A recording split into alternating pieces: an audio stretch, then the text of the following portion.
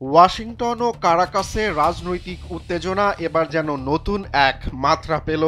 যুক্তরাষ্ট্রের president Donald Trump সরাসরি ঘোষণা দিলেন ভেনেজুয়েলায় সিআইএর গুপ্ত অভিযান শুরুর প্রস্তাবে ইতোমধ্যেই অনুমোদন দিয়েছেন বলেও তিনি গণমাধ্যমকে নিশ্চিত করেন।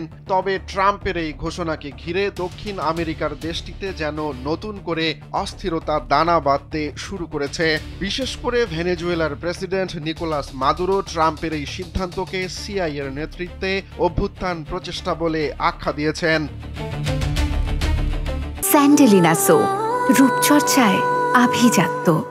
হোয়াইট হাউসে সাংবাদিকদের সঙ্গে প্রশ্নোত্তর পর্বে ট্রাম্প জানান দুটি কারণে তিনি ভেনেজুয়েলায় সিআইএর অভিযানে অনুমোদন দিয়েছেন।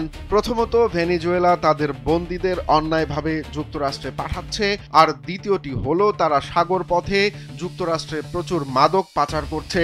ট্রাম্প বলেন, আমরা শুধু সাগর নয়, স্থল পথেও তাদের এসব বেআইনি কার্যক্রম বন্ধ করে দেব। যদিও গোয়েন্দাদের গুপ্ত অভিযানের কথা এর আগে কোনো মার্কিন প্রেসিডেন্টের মুখে তেমন একটা প্রকাশ করতে দেখা যায়নি।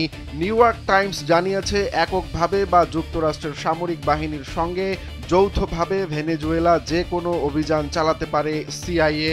সম্প্রতি যুক্তরাষ্ট্র ক্যারিবিয়ান সাগরে মাদকবাহী সন্দেহে অন্তত 5টি নৌকায় হামলা চালায়, যেখানে 27 জনেরও বেশি নিহত হন। তবে একে বিচার বহির্ভূত হত্যাকাণ্ড বলে মন্তব্য করেছেন জাতিসংঘের মানবাধিকার বিশেষজ্ঞরা। এদিকে ট্রাম্পের এমন আগ্রাসী ঘোষণার পরপরই ভেনেজুয়েলার প্রেসিডেন্ট নিকোলাস মাদুরো যেন তেলে বেগুনে জ্বলে উঠেছেন। জাতীয় টেলিভিশনে দেয়া ভাষণে তিনি বলেন, আমরা আফগানিস্তান, ইরাক বা লিবিয়ার মতো আরেকটি ব্যর্থ যুদ্ধ চাই না। মাদুরো বলেন, দেশ রক্ষায় সেনাবাহিনী, পুলিশ ও বেসামরিক মিলিশিয়াকে প্রস্তুত রাখা হয়েছে।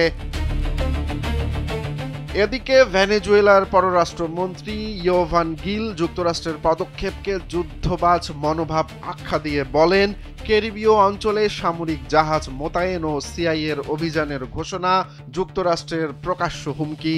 বর্তমানে ক্যারিবিয়ান অঞ্চলে প্রায় 10,000 মার্কিন সেনা অবস্থান করছে। এর মধ্যে 8টি যুদ্ধজাহাজ, একটি পারমাণবিক সাবমেরিন ও একাধিক যুদ্ধবিমান রয়েছে।